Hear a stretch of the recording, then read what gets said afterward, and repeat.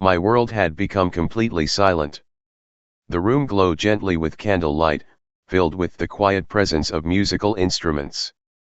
A grand piano sat in the corner, untouched. A violin rested on a chair, its strings still. Music sheets and handwritten notes lay scattered across the floor like forgotten echoes. The music he once loved so deeply remained only as ink lines and symbols on paper, voiceless and still. He sat alone, back turned to the piano. One hand covered his ears, the other held his trembling face. Grief wrapped around him like a heavy coat. He was once the composer, the conductor, the celebrated maestro. But now, something vital was missing. The music that had once flowed freely from his soul had vanished. All that remained was memory and longing. What good is a conductor who can no longer hear his own orchestra?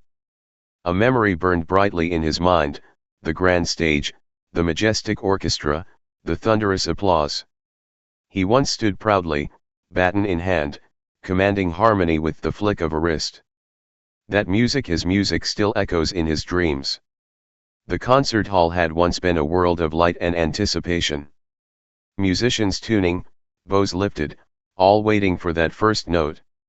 The audience leaned in, breathless. Then came the sound, flawless, powerful, alive. But the maestro, once so full of fire, now sat hollow in the shadows. His silhouette alone in a place once filled with light.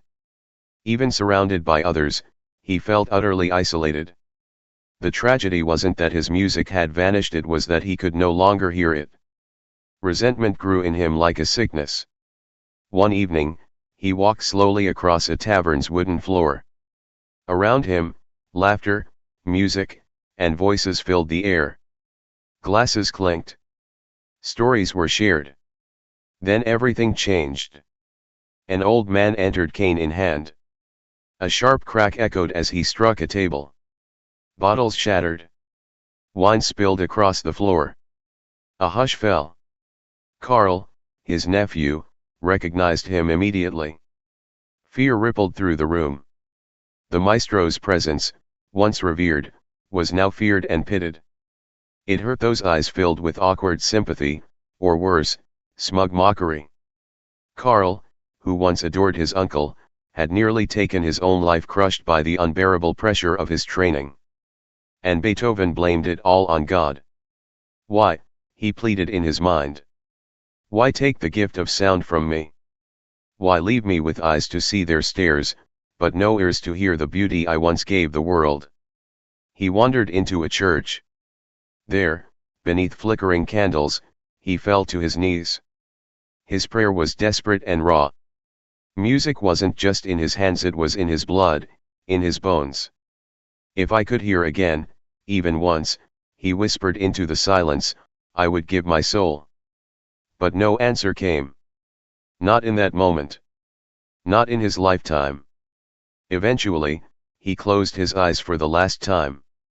Ludwig van Beethoven was laid to rest. His funeral was filled with mourners, some who loved the man, and many more who loved the music he left behind.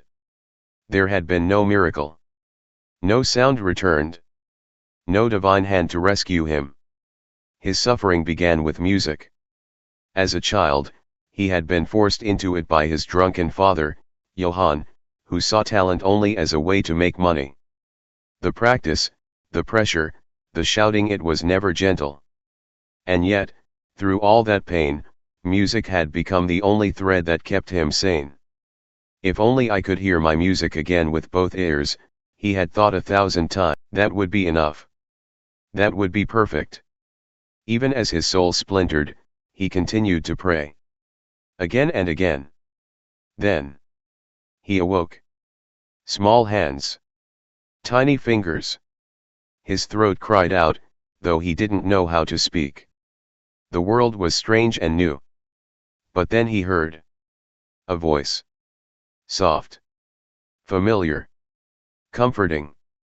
A woman approached, humming a lullaby. She lifted him into her arms, patting his back gently. He knew that voice. It was his mother. As her song cradled him in warmth, the tears stopped. And in that moment, he realized. A miracle had finally happened.